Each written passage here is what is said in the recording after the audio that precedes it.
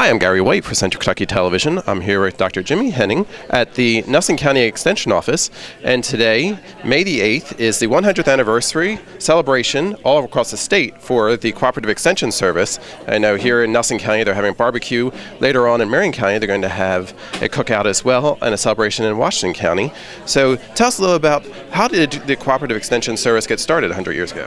Well, at that time we had these colleges of agriculture established, and they were doing work that was applicable to farms, but what we were discovering was that the information was really not getting adopted.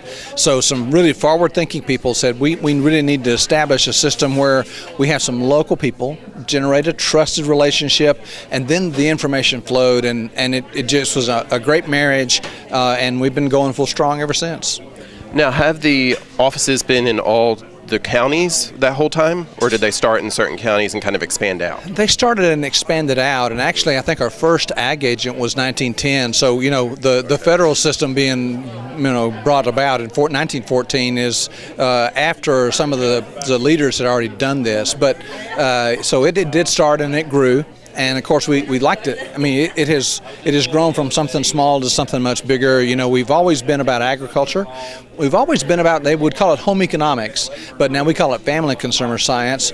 But they talk about rural life, community life, 4-H, and all those things have kind of developed and evolved but based on the needs locally. Okay, and I saw on display here in Nelson County there's a poster talking about the 4-H here from, I think it was 1909 to 2009, so they had their anniversary in 2009 for their 100th year, right? Exactly right, yeah. And 4-H is one of those things that a lot of people recognize. Sometimes they don't really associate it very closely with the College of Agriculture, but it is part of that extension product base, and we really appreciate all that Danielle and Luke do here to reach out to kids, to help them have a meaningful experience, and to develop young people. We know it's proven that 4-H engages kids well, and they're twice as likely to go to college or less likely to engage in risky behaviors. So we know that 4-H is really a pillar program for us. And I know we do a cooking segment here in Nelson County as well as in Marion County every month with your family and consumer science agents. Tell us, what are the different areas that are covered by Cooperative Extension? Well, we the big three we call Ag and Natural Resources, and then Family and Consumer Science, that's the second one, and then 4-H Youth Development. And I think people sometimes have a basic understanding of agriculture. Of course, natural resources would pick up forestry and water quality and things like that. But Family Consumer Science is really a broad and diverse area which spans everything from economics, so how does your house budget work, how does your budgeting work, what about food, what about nutrition, what about raising kids, and those sorts of things.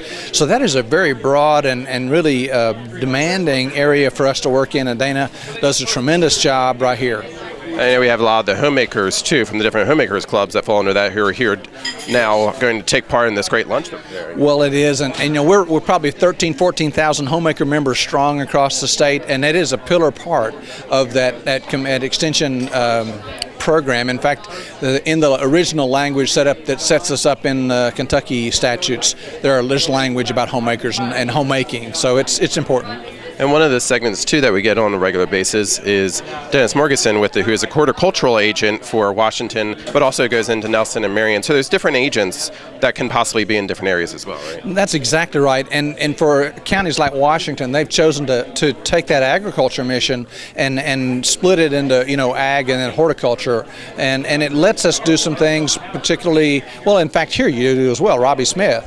You've got that ability then to work with the orchards, and commercial growers, in addition to doing a much more broad job with like master gardeners, where they can it has an impact on the community. We got a discussion going on right now about a property they really want to take and kind of develop in the model of a botanical garden that they've seen in Missouri, and that becomes a kind of a community asset, and very much a community asset. So the program adapts based on what the local needs are. So I omitted horticulture a while ago, and I shouldn't have, but you've got that here, you got that in Washington. Great. Now tell us one thing that some people may not know about the Cooperative Extension Service. It's been around for 100 years now, and people think they know everything. I'm sure there's something that you see that people don't really realize. Well, one of the ones that surprises a lot of people is that we that 4-H is part of it.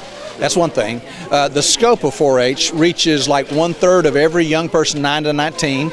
Another thing they don't know is that Kentucky State University is our sister land-grant institution. And beyond that, then I think if you really drill down and look at the breadth of the programs that we have, most people only see a small part.